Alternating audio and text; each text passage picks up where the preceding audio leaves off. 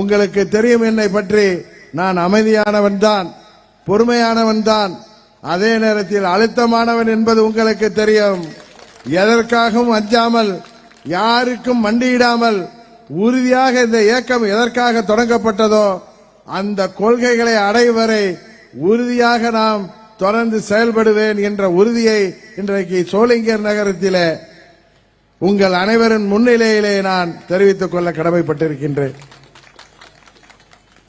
எத்தனை இடையூறுகள் வந்தாலும், எத்தனை சோதனைகள் வந்தாலும், நீங்கள் எல்லோரும் என்னோடு அணிவகுத்திருக்கின்ற பிறகு நான் எதற்காகவும் அஞ்சப் போவதில்லை.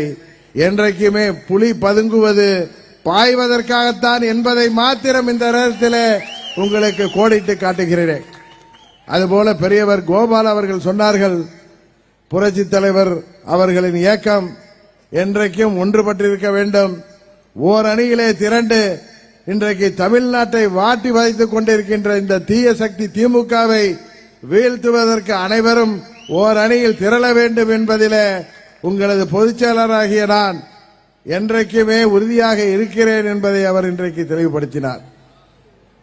என்னிடம் ஊடக நண்பர்கள் கேட்கும் பொழுதெல்லாம், உங்களது தேசிய ஜனநாயக கூட்டணிக்கு புதிய வரவாக அதிமுக வந்திருக்கிறதே, அதை பற்றி என்ன கூற விரும்புகிறீர்கள் என்று கேட்டபொழுது நான் சொன்னேன், பல மாதங்களாக கிளிப்பிள்ளை போல் நான் உங்களிடம் சொல்லி வந்ததைத்தான் திரும்பவும் சொல்கிறேன். தீய சக்தி திமுகவை வீழ்த்த வேண்டும் என்கின்ற நோக்கம்தான் நமது தலையாய நோக்கம். அதை நிறைவேற்றுவதற்கு 21 தேர்தலின் போதே அம்மா மக்கள் முன்னேற்ற கழகம் தயாராக இருந்தது, தியாகங்கள் செய்ய தயாராக இருந்தது. ஆனால் அதை சிலர் ஏற்றுக்கொள்ளாத காரணத்தினால் தீய சக்தி திமுக ஆட்சி பொறுப்பிலே வந்திருக்கிறது. என்றைக்கும் நாங்கள் எங்கள் கொள்கையிலிருந்து பின்வாங்க மாட்டோம். எங்கள் கூட்டணி பலப்படுகிறது. அண்ணா திராவிட முன்னேற்ற கழகம் மாத்திரமல்ல, இன்னும் எந்தெந்த கட்சிகள் எல்லாம் திமுக என்கிற தீய சக்தியை வீழ்த்த வேண்டும், தமிழ்நாட்டு மக்களுக்கு ஒரு விடிவு காலம் வர வேண்டும் என்பதற்காக இன்றைக்கு போராடி கொண்டிருக்கிறார்களோ அவர்கள் அத்தனை பேரும், அத்தனை கட்சிகளும் எங்கள் கூட்டணிக்கு வந்து திமுகவுக்கு, அந்த கூட்டணிக்கு எதிரான வாக்குகள் சிந்தாமல் சிதறாமல் நமக்கு கிடைக்க வேண்டும் என்றால் அனைத்து கட்சிகளும் தங்கள் வாக்குகளை வீணடிக்காமல், பதவிகள் யார் பெரியவர் யார் சிறியவர் என்கிற எண்ணத்தை எல்லாம் விட்டுவிட்டு நமது ஒரே குறிக்கோள் தமிழ்நாட்டு மக்களின் நலனுக்காக திமுகவை வீழ்த்த வேண்டும் என்பதுதான் என்பதற்காக ஓரணியில் திரள வேண்டும் என்று இன்றைக்கும் அதைத்தான் சொல்லி வருகிறேன். இன்னும் சில பேர் கேட்பார்கள், இதுபோல எல்லோரும் வர வேண்டும் என்று அழைப்பு விடுப்பதால் அம்மா மக்கள் முன்னேற்ற கழகம் ஏதோ பலவீனமாகி கொண்டிருக்கிறதா அல்ல பலவீனமாகிவிட்டதா என்று ஒரு சிலர் என்னிடம் கேட்டிருக்கிறார்கள். அது அல்ல. அம்மாவின் தொண்டர்கள் அனைவரும் ஓரணியில் திரண்டால்தான், அது காலத்தின் கட்டாயம், திரண்டால்தான் உண்மையான அம்மாவின் ஆட்சியை தமிழ்நாட்டிலே உருவாக்க முடியும். அதற்கு வலு சேர்க்கின்ற விதமாக தேசிய ஜனநாயக கூட்டணியை நாம் வலுப்படுத்த வேண்டும் என்று சொல்லி வந்தேன். 2024 தேர்தலில் மோடி அவர்கள் இந்தியாவின் பிரதமராக 3வது முறையும் வர வேண்டும் என்பதற்காக நாங்கள் அவர்கள் கூட்டணியிலே சேர்ந்தோம். அன்றைக்கு திருச்சி மாநகரில் கூட்டணியில் சேர்ந்த அன்றே நான் சொன்னேன், அன்கண்டிஷனல் சப்போர்ட், எந்த ஒரு நிபந்தனையற்ற ஆதரவு தருகிறோம். இன்னும் சொல்ல போனால் அன்றைக்கு பாரதிய ஜனதா கட்சியின் தலைவராக இருக்கின்ற எனது அருமை சகோதரர் திரு அண்ணாமலை அவர்களிடம் சொன்னேன், இந்த தேர்தலிலே நாங்கள் போட்டியிட வேண்டும், எத்தனை தொகுதிகள் என்பதையெல்லாம் தாண்டி நமது கூட்டணி வெற்றி பெற வேண்டும், தீய சக்தி திமுக வீழ்த்தப்பட வேண்டும், மீண்டும் மோடி அவர்கள் உறுதியாக பிரதமராக போகிறார், அவருக்கு தமிழ்நாட்டிலிருந்து பாராளுமன்ற உறுப்பினர்களை பெற்றுத்தர அம்மா மக்கள் முன்னேற்ற கழகம் ஒரு அணிலை போல் உறுதியாக செயல்படும். நாங்கள் தேர்தலில் போட்டியிடுவது என்பது பெரிதல்ல, நமது கூட்டணி வெற்றி பெற வேண்டும் என்று சொல்லித்தான் அந்த கூட்டணியிலே இணைந்தோம். இன்றைக்கும் அதைத்தான் சொல்கிறேன். தமிழ்நாட்டிலே திமுக ஆட்சி ஒழிக்கப்பட வேண்டும் இந்த ஆட்சி மக்கள் விரோத ஆட்சி. இன்றைக்கு 3 வயது பால்வாடி செல்கின்ற பெண் குழந்தை முதல் வயது முதிர்ந்த மூதாட்டி வரை இன்றைக்கு வீட்டை விட்டு வெளியே செல்ல கூட பயப்படுகின்ற அஞ்சுகின்ற அளவிற்கு இன்றைக்கு சட்டம் ஒழுங்கு சந்தி சிரித்துக் கொண்டிருக்கிறது. எங்கு பார்த்தாலும் கஞ்சா புழக்கம். மாநகரங்கள் மாத்திரமல்ல, பட்டி தொட்டியெல்லாம் கஞ்சா விற்பனை, போதை மாத்திரைகள் விற்பனை, போதை சாக்லேட்டுகள் பள்ளி மாணவர்களை குறிவைத்து பள்ளிக்கூடங்களில் அருகே விற்கப்படுகின்றன. என்னென்னவோ பெயரிலே போதைப் பொருள்கள் விற்கப்படுகின்றன. இந்த ஆட்சியாளர்கள் மக்களின் நலனை விட டாஸ்மாக் வியாபாரத்தை தான் அவர்கள் முதன்மையாக கருதுகிறார்கள். அத்தனை அமைச்சர்களும் சரி, முதலமைச்சரும் சரி, இன்றைக்கு டாஸ்மாக் வியாபாரம் அதிகமாக அவர்களுக்கு லாபம் என்று நினைக்கிறார்கள். இங்கே பல பெண்கள் கைம்பெண்களாகி கொண்டிருக்கிறார்கள் என்பதையெல்லாம் மறந்துவிட்டு, பல குடும்பங்கள் அழிந்து கொண்டிருக்கிறது என்பதையெல்லாம் மறந்துவிட்டு, வெந்த புண்ணிலே வேல் பாய்ச்சுகின்ற விதமாக இன்றைக்கு தமிழ்நாடு முழுவதும் கஞ்சா பழக்கங்களும் போதை மருந்து பழக்கமும் பட்டி தொட்டியெல்லாம் சிறுவர்களையும் மாணவர்களையும் இளைஞர்களையும் குறிவைத்து விற்கப்படுகிறது.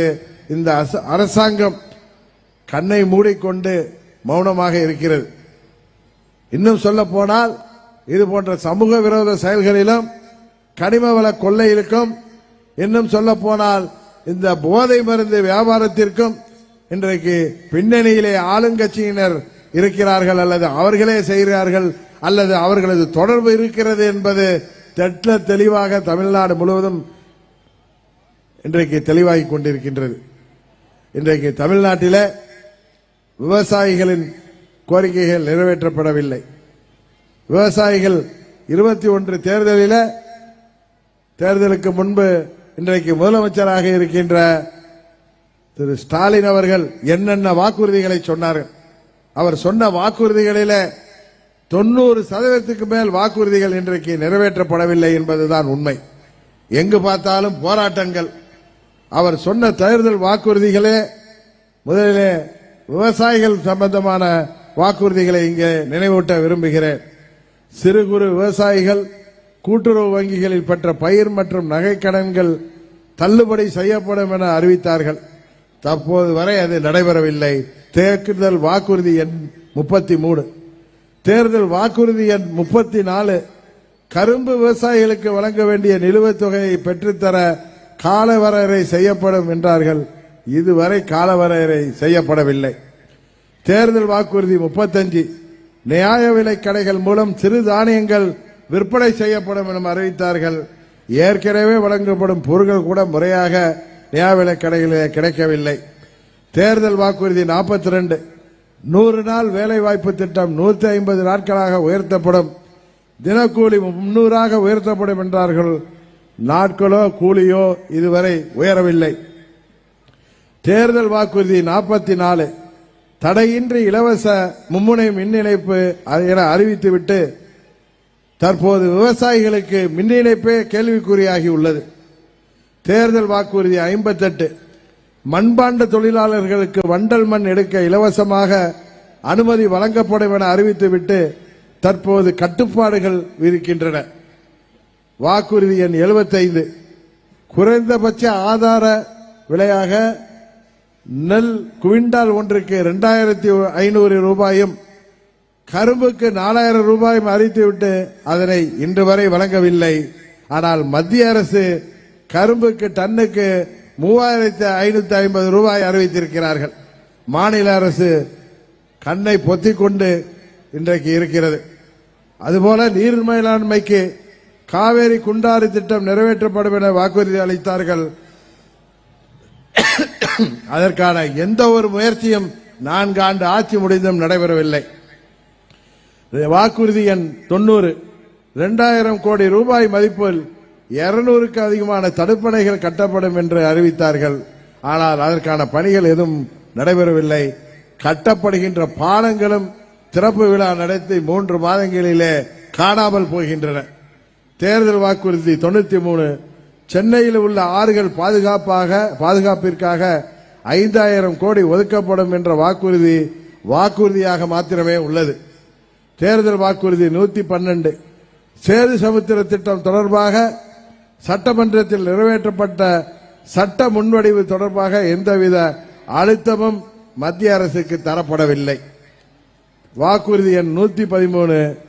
கச்சத்தீவை தாரை வார்த்து கொடுத்தவர்களே இவர்கள் கூட்டணியைச் சேர்ந்த காங்கிரசும் அன்றைக்கு மௌனியாக இருந்த திமுக தலைவர் கருணாநிதியும் தான்.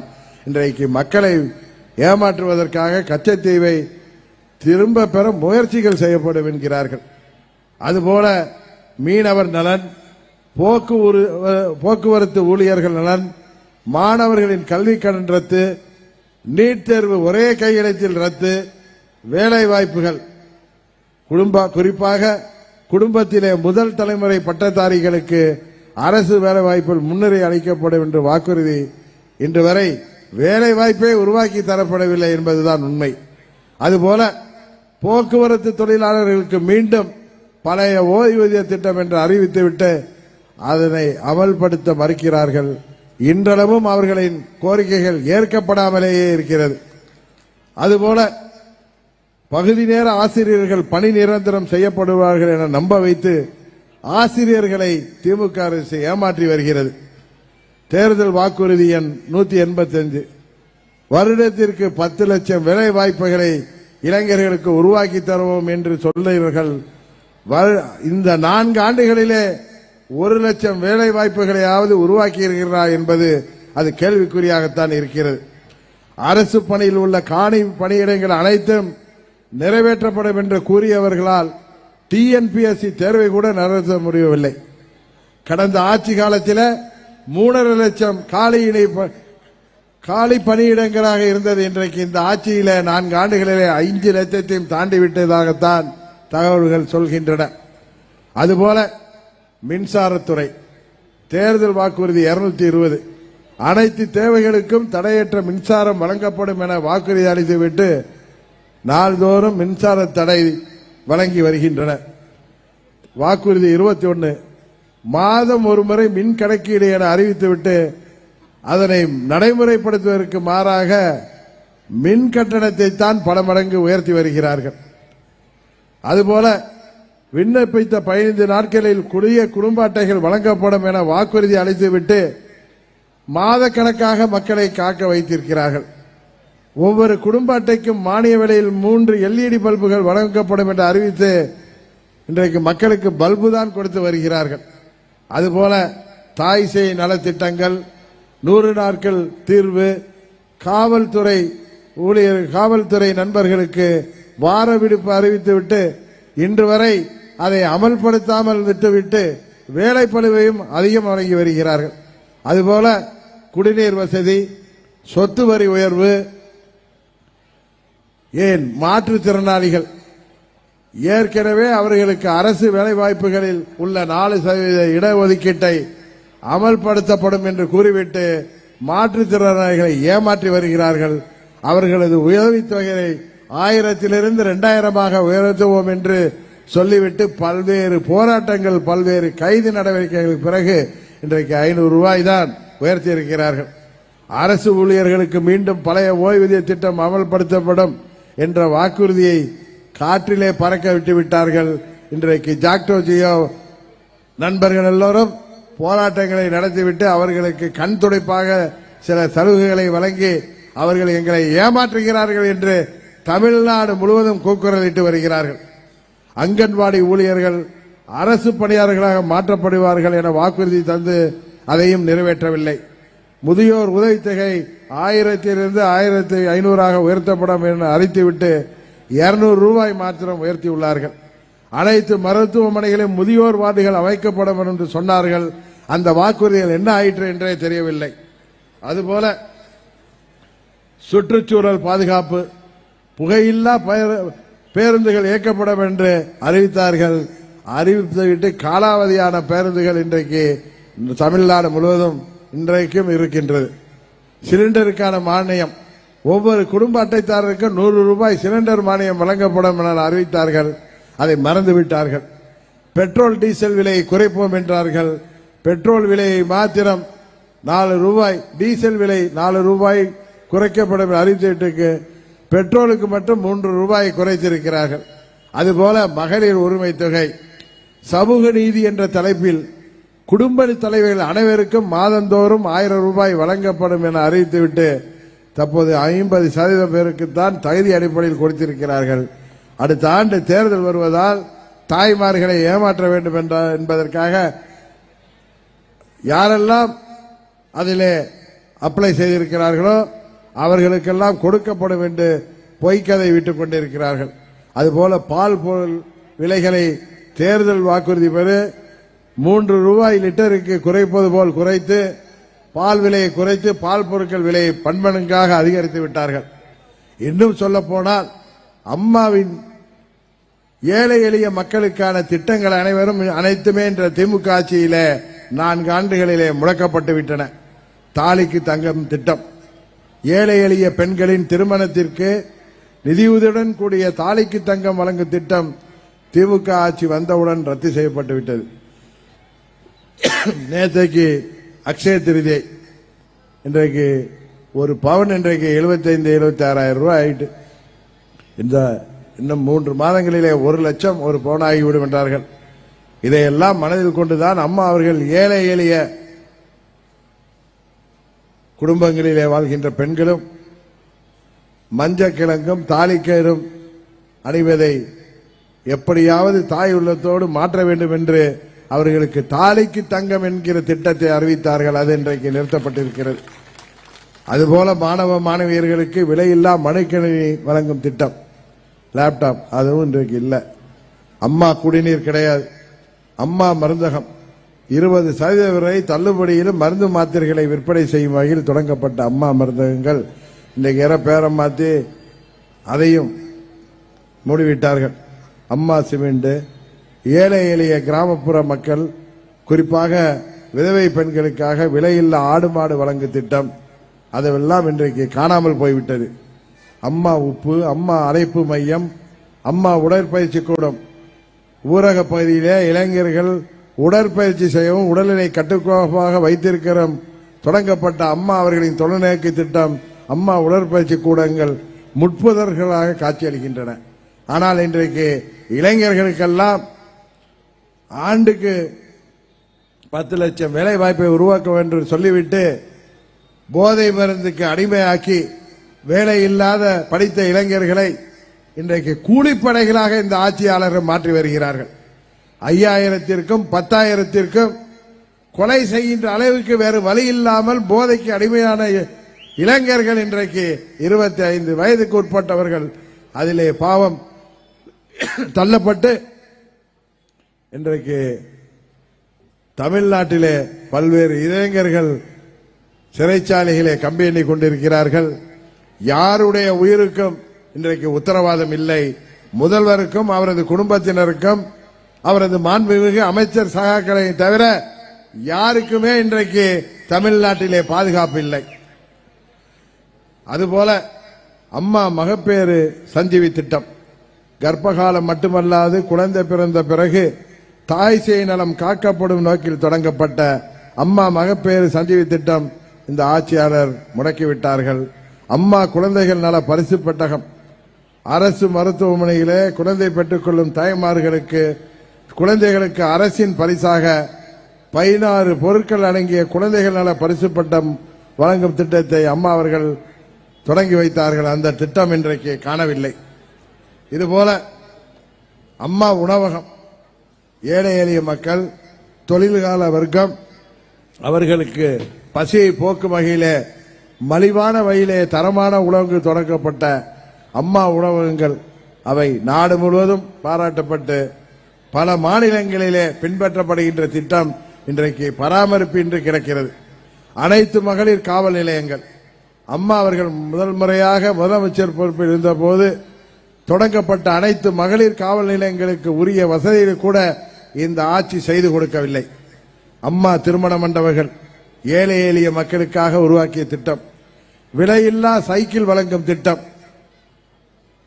ஏழை எளிய மாணவ மாணவிகளுக்காக வழங்கப்பட்ட திட்டம், அதுபோல அம்மா முழு உடல் பரிசோதனை திட்டம், பாலூட்டும் தாய்மார்களுக்கான தனியறை திட்டம் என்று உலகமே போற்றுகின்ற திட்டங்கள் மனிதாபிமானத்தோடு தாய் உள்ளத்தோடு அம்மா அவர்களால் உருவாக்கப்பட்ட திட்டங்கள் எல்லாம் இன்றைக்கு முடக்கப்பட்டிருக்கிறது. ஆனால் இந்த ஆட்சியில கனிமவள கொள்ளை, அதை தட்டி கேட்கும் அதிகாரிகள், அரசு ஊழியர்கள் கொலை செய்யப்படுகிறார்கள். அதுபோல அதை தட்டி கேட்கின்ற யாராக இருந்தாலும், அவர்கள் சமூக ஆர்வலர்களாக இருந்தாலும் கொலை செய்யப்படுகிறார்கள். இன்னும் சொல்ல போனால் போதை மருந்து கலாச்சாரத்தால் இன்றைக்கு தமிழ்நாடு அழிந்து வருகிறது. இது ஏதோ ஒரு எதிர்க்கட்சியின் பொதுச் செயலாளராக எதிர்க்கட்சியை தேர்ந்தவர் என்ற முறையிலே சொல்லவில்லை. இன்றைக்கு சோளிங்கர் பேரூராட்சியில் கூட, சோளிங்கர் பகுதியில் கூட இன்றைக்கு போதை மருந்து கஞ்சா புழக்கம் இருக்கா இல்லையா? போதை மருந்து கஞ்சா இங்கெல்லாம் விற்பனை இருக்கா இல்லையா? சோளிங்கர்லாம் அதை தட்டி கேட்க வேண்டிய காவல்துறை இன்றைக்கு ஏவல் துறையாக செயல்படுத்த வருகிறது. புரட்சி தலைவர் அவர்கள் ஆட்சியிலும் சரி, அம்மா அவர்கள் ஆட்சியிலும் சரி, எவ்வளவு பெரிய அமைச்சராக இருந்தாலும் சரி, எவ்வளவு பெரிய மாவட்ட செயலராக இருந்தாலும் சரி, கட்சியிலே முக்கிய தூண்களாக இருப்பவர்களாக இருந்தாலும் சரி, காவல்துறையிலே அங்கு உள்ள லோக்கல் ஸ்டேஷன்ல அங்கு உள்ள கான்ஸ்டபிள்கிட்ட கூட மிரட்டி எதையும் செய்ய, அதிகார துஷ்பிரயோகம் செய்ய நினைத்தால் அவர்கள் கண்டிக்கப்பட்டார்கள். ஆனால் இந்த ஆட்சியில திமுக கரை வேட்டி கட்டியிருக்கிறவர்கள் கூட இன்றைக்கு தடி எடுத்தவனெல்லாம் தண்டால்காரன் ஆகிவிட்டான் என்கிறது போல இன்றைக்கு காவல்துறையை செயல்பட விடாமல் தடுத்து வருகிறார்கள். இதுதான் உண்மை. காவல்துறை ஈரல் கெட்டு வருகிறது. அதுதான் உண்மை. இன்றைக்கு தமிழ்நாட்டிலே சட்டம் ஒழுங்கு பராமரிக்கப்பட வேண்டும் என்றால், மாணவியர்கள் பள்ளி கல்லூரிகளுக்கு செல்ல வேண்டும் என்றால், பாதுகாப்பாக செல்ல வேண்டும் என்றால், இளைஞர்களுக்கு வேலை வாய்ப்பை உருவாக்க வேண்டும் என்றால், விவசாயிகளின் பிரச்சனைகளை தீர்க்க வேண்டும் என்றால், அரசு ஊழியர்கள், ஆசிரியர்கள், போக்குவரத்து தொழிலாளர்கள், மருத்துவர்கள், செவிலியர்கள், இன்னும் சொல்ல போனால் இன்றைக்கு நேற்று கூட விசைத்தறி தொழிலாளர்கள் எவ்வளவு போராடினார்கள். இந்த அரசு கண்டுகொள்ளாமல் இருந்தது. எதிர்க்கட்சிகள் அனைவரும் அழுத்தம் கொடுத்ததனால் அந்த பிரச்சனை தீர்த்து வைக்கப்பட்டிருக்கிறது. இன்னும் சொல்ல போனால் அம்மா அவர்கள் காலத்தில் நமது நெய்வேலி லிக்னைட் கார்பரேஷன்ல அப்பொழுது ஆட்சியிலே இருந்த காங்கிரஸ் ஆட்சியாளர்கள் அதன் பங்குகளை தனியாருக்கு தாரை வார்க்க இருந்த பொழுது அம்மா அவர்கள் அதை தட்டி கேட்டு நிறுத்தினார்கள். அப்படியும் அன்றைக்கு திமுக அன்றைக்கு மத்தியிலே அமைச்சரவையிலிருந்து கண்மூடி வாய் பொத்தி தங்கள் பதவியிலே ஊழலை மாற்றவும் குறியாக இருந்தார்கள். காற்றை விற்று கூட ஊழல் செய்தார்கள்.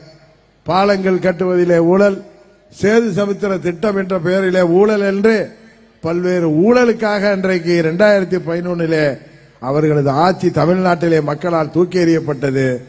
10 ஆண்டுகள் திமுக மீண்டும் ஆட்சிக்கு வர முடியாமல் போனது. எப்படி 76 ஊழலுக்காக இந்த ஆட்சி கலைக்கப்பட்ட பிறகு புரட்சி தலைவர் அவர்கள் உயிரோடு இருந்தவரை திமுக ஆட்சி பொறுப்புக்கு வர முடியாமல் போனதோ, அன்றைக்கு ஜாஜே என்று பிரிஞ்சிருந்த ஒரே காரணத்தினால் திமுக மீண்டும் ஆட்சிக்கு வந்ததோ, மீண்டும் எல்லோரும் தவறுகளை புரிந்து கொண்டு அம்மா அவர்கள் தலைமையிலே ஓர் அணியிலே திரண்ட பிறகு இந்தியாவின் இறையாண்மைக்கு எதிராக திமுக ஆட்சி செயல்பட்டதால், அன்றைக்கு தீவிரவாதத்திற்கு ஆதரவாக இருந்ததால் அந்த ஆட்சி கலைக்கப்பட்டு 91 அம்மாவின் ஆட்சி வந்தது. இன்றைக்கு அதுபோல 2011 மத்தியிலே ஆட்சியிலே இருந்த பொழுது இவர்கள் செய்த முறைகேடுகளால், தவறுகளால் மத்திய அரசை தட்டி கேட்காமல் இலங்கையிலே வாழ்கின்ற நமது தொப்புள் கொடி சொந்தங்கள் அன்றைக்கு கொலை செய்யப்படுவதற்கு அந்த ராஜபக்சேவின் ஆட்சிக்கு ஆயுத சப்ளை செய்த அரசாங்கத்திற்கு இவர்கள் துணையாக இருந்த காரணத்தினால் தமிழ்நாட்டிலே 2011 ஆட்சியை விட்டு வெளியேற்றப்பட்டவர்கள் திமுக. 2011 அம்மா அவர்கள் மீண்டும் ஆட்சி அமைத்த பொழுது எதிர்க்கட்சியாக கூட வர முடியாமல் திமுக ஓரம் கட்டப்பட்டது. 2016 அம்மா அவர்கள் கடுமையாக உடல்நலம் கொன்றிருந்த காலத்திலும் தமிழ்நாடு முழுவதும் சொல்லி 2014 ஆட்சி பொறுப்பை ஏற்றார்கள். தமிழ்நாட்டு மக்கள் அம்மா அவர்களை தொடர்ந்து அன்றைக்கு முதல்வராக்கினார்கள். ஆனால் அம்மாவின் உடல் நலம் இன்றைக்கு நம்மை விட்டு அம்மா அவர்கள் பிரிந்த காரணத்தினால் அந்த 4 ஆண்டுகளிலே ஏற்பட்ட பல்வேறு குளறுபடிகளால் 21 மீண்டும் ஆட்சி பொறுப்புக்கு இன்று திமுக வந்திருக்கிறது. விடியல் தருவோம் என்றார்கள். இன்றைக்கு தமிழ்நாடு விடியாத ஒரு மாநிலமாக விளங்கி வருகிறது. சட்டம் ஒழுங்கு சந்தி சிரிக்கிறது. இங்கே யாருக்கும் எந்த ஒரு நன்மையும் நடைபெறவில்லை. திமுகவும் அவரது தலைமை குடும்பத்தை சார்ந்தவர்கள் மாத்திரம்தான் அங்கே மாப்பிள்ளையும் மருமகனும் மகனும் தான் இன்றைக்கு கொடிகட்டி பறக்கிறார்கள். திமுகவின் குடும்பம் தான் இன்றைக்கு கொடிகட்டி பறக்கிறது. இன்னும் சொல்ல போனால் பாராளுமன்ற உறுப்பினராக இருக்கின்ற சகோதரி கனிமொழி அவர்கள் கடந்த ஆட்சி காலத்திலே தமிழ்நாட்டிலே மதுக்கடைகள் இருப்பதால் சகோதரிகள் எல்லாம் கைம்பெண்களாக விதவைகளாகி கொண்டிருக்கிறார்கள். எங்கள் அண்ணன் ஆட்சி பொறுப்புக்கு வந்த பிறகு மதுப்பொடிகளை எல்லாம் படிப்படியாக மூடிவிடுவோம் என்கிறார்கள். ஆனால் இன்றைக்கு டாஸ்மாகில ஊழல் செய்கின்ற அளவிற்கு இந்த ஆட்சியின் பெயர் கெட்டு போயிருக்கிறது. எப்படி டெல்லியிலே கேஜரிவாலின் ஆட்சி அன்றைக்கு அந்த மது கொள்கையினால் அதில் நடைபெற்ற ஊழலால் அந்த ஆட்சிக்கு முடிவுக்கு வந்ததோ, அவர் கைது செய்யப்பட்டாரோ, அதே போன்ற நிலைமை தமிழ்நாட்டுக்கு வர இருக்கிறது. நீங்கள் பார்த்து வருவீர்கள். ஒரு டாஸ்மாக் நிறுவனத்தில் மத்திய அமலாக்கத்துறை அங்கே முறைகேடுகள் நடைபெற்று வருகிறது. அரசாங்கமே நம்பர் 2 சரக்கு விற்பதாக குற்றச்சாட்டுகள் எழுகிறது என்பதால் அவர்கள் அங்கே சோதனைக்கு சென்ற பொழுது அதை எதிர்த்து அந்த சோதனையை தடுக்க வேண்டும் என்று கேவலம் அரசாங்கமே நீதிமன்றத்திற்கு செல்கிறது. இவர்கள் மடியிலே கனமில்லை என்றால் ஈடு என்ன பாகிஸ்தானிலிருந்து வந்த நிறுவனமா? அதை மத்திய அரசு கைப்பாவை என்று சொல்வதெல்லாம் தவறு. டெல்லி மக்கள் ஏற்றுக்கொண்டிருக்கிறார்கள். அங்கே மதுவிலே நடந்த முறைகேடுகளால் கொள்ளைகளால் ஊழலை ஒழிப்பேன் என்று தொடப்பத்தோடு ஆட்சிக்கு வந்த கேஜரிவாலை தொடர்பத்தை காட்டியே அந்த மக்கள் விரட்டிவிட்டு அங்கே பாரதிய ஜனதா கட்சி கூட்டணி தான் ஆட்சிக்கு வந்திருக்கிறது. அதே போன்ற நிலைமைதான் இன்னும் வரும் காலங்களிலே மாதங்களிலே பார்க்க போகிறீர்கள். நீதிமன்றங்கள் கூட இன்றைக்கு என்ன சொல்கிறது? ஏன் ஈடி என்கிற அமலாக்கத்துறை சோதனைகளை ஏன் முட்டுக்கட்டை போடுகிறீர்கள் என்று கண்டனம் தெரிவித்திருக்கிறது. இன்றைக்கு நீதிமன்றங்கள் கவர்னருக்கு கண்டனம் தெரிவித்ததை தூக்கி கொண்டு திரும்புகின்ற திமுகவினர் இன்றைக்கு அவர்களது அமைச்சர் அந்த மின்சாரத்துறை அமைச்சராக இருந்த செந்தில் பாலாஜி மந்திரியாக தொடரணுமா இல்ல உள்ளர போகணுமான்னு கேட்டு இன்றைக்கு தமிழ்நாட்டிற்கே தலைகுனிவை ஏற்படுத்துகின்ற ஒரு விஷயத்தை இந்த ஆட்சியாளர்கள் செய்து வருகிறார்கள். உச்ச நீதிமன்றம் கண்டனத்துக்கு பிறகு அவர் மந்திரி பதவியிலிருந்து நீக்கப்பட்டிருக்கிறார். இன்னொரு மந்திரி உங்களுக்கு தெரியும், பொன்முடி. அவர் ஒரு தாய் வயிற்றுல பிறந்தவராக தான் இருப்பாரு. அவருக்கும் பொண்டாட்டி புள்ள எல்லாம் இருக்கு, பொண்ணு எல்லாம் இருக்கும், சகோதரிகள் இருப்பாரு. எப்படி ஒரு பொது மேடையில் அது படித்தவர், அவர் சொல்லுவாங்க அண்ணாமலை யூனிவர்சிட்டியில பேராசிரியராக இருந்தவர். எவ்வளவு தரக்குறைவாக! இதெல்லாம் இந்த திமுக தாங்க எக்ஸ்பர்ட் இது மாதிரிலாம் பேசுறதுக்கு. அன்றைக்கு கூட நான் ஊடக நண்பர்கிட்ட சொன்னேன், இது இப்ப இல்லைங்க, அண்ணா அவர்கள் மறைவுக்கு பிறகு கருணாநிதி அவர்கள் முதல்வராக இருந்த பொழுது சட்டமன்றத்திலேயே அன்றைக்கு காங்கிரஸ் கட்சியின் எதிர்கட்சி தலைவராக இருந்த அம்மையார் மறைந்த அவங்க பேர் என்னங்க, அனந்தநாயகி அவர்கள் ஒரு ஊழலை பற்றி கேள்வி கேட்ட பொழுது மிகவும் கேவலமான வார்த்தையிலே சிலேடையாக அவர் பதில் சொல்லுவார். ஒரு ஃபைலை திறந்து பார்க்கணுங்கிறதுக்கு என்ன மாதிரி அதுல மேல நாடா கட்டியிருப்பாங்களே அந்த நாடாவுக்கு ஒரு பேர் சொல்லி வாய் கூசுகிறது என்று பேசியவர்.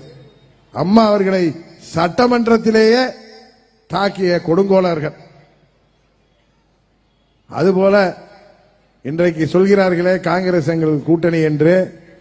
அன்றைக்கு 76 ஆட்சி எதற்காக கலைக்கப்பட்டது என்பது தெரியும். அப்பொழுது பிரதமராக இருந்த இந்திரா காந்தி அம்மையாரை எப்படியெல்லாம் தரைக்குறவாக பேசினார்கள். அதனால் முட்டிக்கு முட்டி தட்டப்பட்டு அன்றைக்கு திமுகவினர் மிசாவிலே கைதாகியிருந்தனர். ஆனால் அந்த தேர்தல் அது முடிந்த பிறகு நேருவின் மகளே வருக, நிலையான ஆட்சி தருக என்று கூட்டணிக்கு சென்றார்கள். இந்திரா காந்தி அம்மா அவர்களை ஏமாற்றி பாராளுமன்ற தேர்தலுக்கு பிறகு புரட்சி தலைவர் ஆட்சியை கிடைத்தார்கள். ஆனால் தமிழ்நாட்டு மக்கள் ஆதரவோடு 80 மீண்டும் புரட்சி தலைவர் ஆட்சிக்கு வந்தார். அதுபோல இன்றைக்கு மக்களை இந்த ஆட்சியாளர்கள் ஏமாற்றி வருகிறார்கள். மக்களை 500க்கும் 1000க்கும் எப்படி பாராளுமன்ற தேர்தலிலே பயன்படுத்தினார்களோ, சிறுபான்மை மக்களை ஏமாற்றி வாக்குகளை வாங்கினார்களோ அதுபோல 26 தேர்தலிலும் மக்களை மிரட்டி, மக்களை ஏமாற்றி, சிறுபான்மை நண்பர்களை ஏமாற்றி இவர்கள் ஆட்சிக்கு வந்துவிடலாம் என்று கங்கணம் கட்டிக் கொண்டிருக்கிறார்கள். நமது தாய்மொழியாம் தமிழை விற்று பிழைக்கிறார்கள். இவர்களுக்கு இந்த தேர்தலிலே தமிழ்நாட்டு மக்கள் தக்க பாடம் புகட்ட வேண்டும்.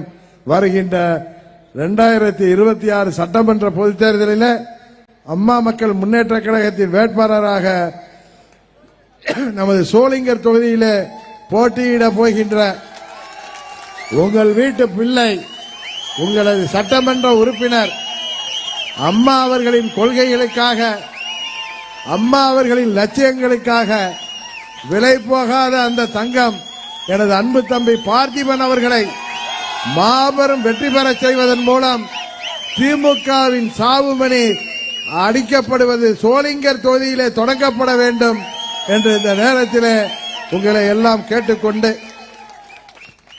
மாலை 5 மணியிலிருந்து நமது ராணிப்பேட்டை மாவட்டம் மற்றும் பிற பகுதியிலிருந்து பெரும்பாலான தாய்மார்களும் பெரியோர்களும் இளைஞர்களும் கழக நிர்வாகிகளும் தொண்டர்களும் இங்கே வருகை புரிந்திருக்கின்றீர்கள்.